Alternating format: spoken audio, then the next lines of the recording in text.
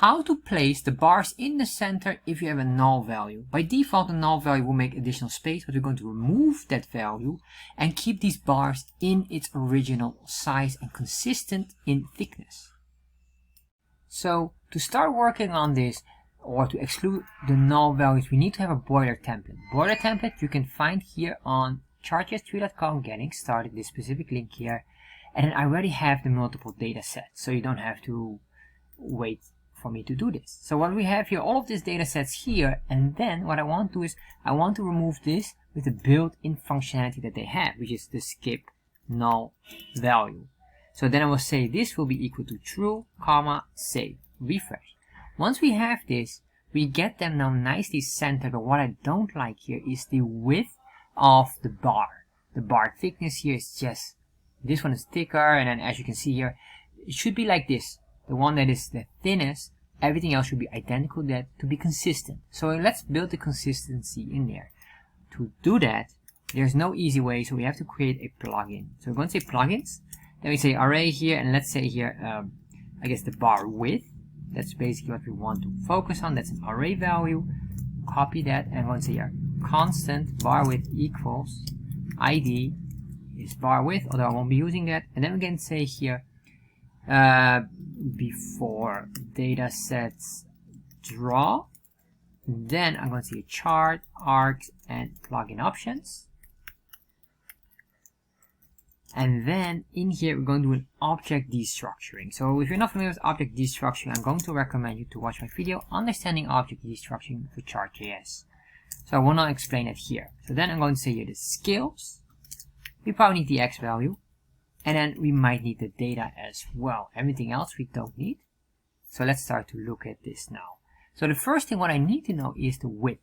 And you can see here this is the tiniest width or thickness of the bar compared to everything else. So what I want to do is I want to use this width consistently for everything or all the other bars. To do this, we need to first know where can we find this information. So I'm going to create a console log, and I'm going to say a chart dot. I'm going to use here a built-in functionality from Chartjs is get data set meta index 0. So once we do this, save, refresh, open up developer tab, and we can see here we get all this information from dataset number 0, the first dataset, so index 0. So you can see here this is all related to the red cells of these points of values.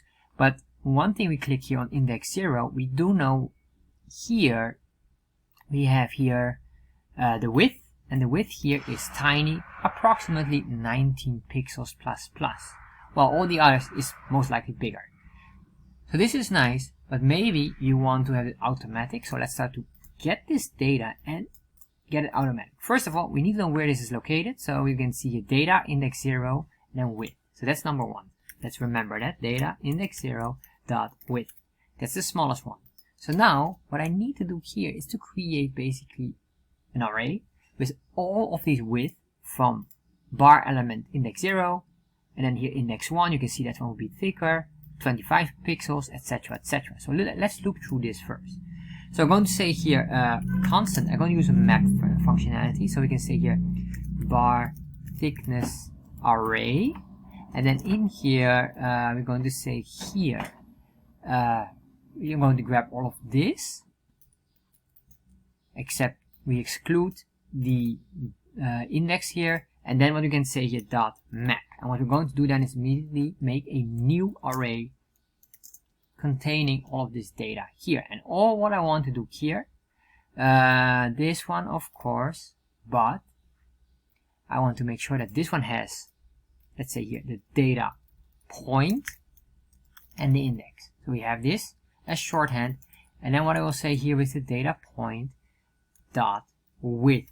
So I'm looping through every one of them, but I want to make sure that this is return this, so it will be pushed into the array. So now if I do a console log, we should have here the bar thickness array. Refresh, you can see here, there we are. We get many items, but you can see here we get the smallest one as well. That's the one we need to extract. So how do we extract this? Well, that's luckily quite doable. All what we need to do here is, well, let's say a constant, and then we're going to say here width or something like that. I guess that will be eventually what we want. So how do we get this? Well, we're going to use here the math.min to get the smallest value of this array. However, this here is not how we want to do it, because this here will be a string. So what I need to say here, this is an array value. By using the rest operator, this will force it into an array, and then if I do a console log, we should get here the smallest value. And as you can see here now, the smallest value on 101 and 109. Let's see here, or this one here, and then here the width. We got it here already, but it was hard coded, and now we have it soft coded. So this is a confirmation for our side that now we have everything up and running. Let's remove this here. Alright, now we can start to work with applying this 19 pixel width to every other bar that we have. So to do this, we're going to make a for each loop, and that will be based on the data. And the reason why, we need to know how many data sets we have, and every data set must now implement this specific for each, or this thickness for the bar. So what I'm going to do here, I'm going to say here for every data set, comma, and then we put in here the index, and of course here a function error expression, because it's a callback functionality. And what we want to do here, we want to loop through every data set, and after that we don't need to have only the data set, but we have to go as well to the data itself. So basically every data point of every data set needs to be assigned with that value, because the one we have here was only for data set index 0. So we have to do it for 1, 2, 3, 4 data sets. So that's why we have this for each loop. It will loop through every data set, but then what I'm going to do is another for each loop. So it's a nested for each loop. We're going to say here for every data set, I'm going to use this shorthand for this, basically. Say here dot data, and we say here dot for each again. But now what we're going to say here, data point, comma, and just to make sure we don't use confused values, because there's an index here, I'll say this will be the data point index.